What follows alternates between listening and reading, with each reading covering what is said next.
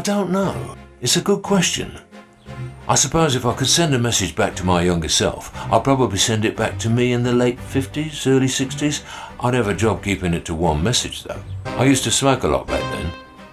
I'd tell myself to quit smoking. There was no mention of it being bad for you then. I think it was actually promoted as being good for you. I did quit at 50, a bit late maybe, but I've not had a smoke now for nearly 30 years. Gambling and having a drink with the lads was a weakness for me. We played poker and a bit of blackjack. It wasn't big stakes, just a few bob here and there.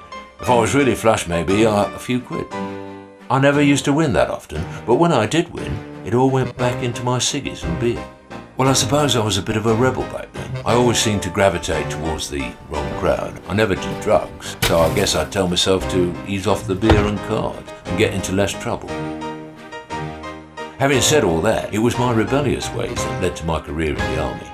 It might sound a bit dramatic, but signing up probably saved me from a stretch at Her Majesty's pleasure. Army life had its ups and downs.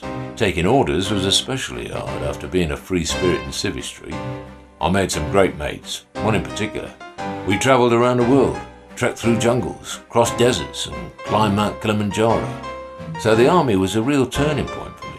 If I hadn't signed up and kept my nose clean, I'd tell myself to follow my dreams of being the new Johnny Cash, Eddie Cochran or Billy Fury. There were many movie and music icons around in the late 50s and 60s. James Dean, Brando, Presley and Cash. Their on-screen presence was a big influence on me and my attitude. The girls loved a rogue back then. Well, most of them. Music was one of the lessons I really enjoyed at school, when I could be bothered to go, that is. I really didn't take school that seriously, so I'd definitely tell myself to study harder.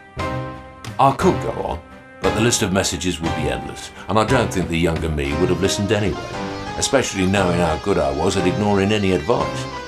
But now, thinking back to some of the missed opportunities, I think I'd rather try, fail and be disappointed than forever wonder, what if?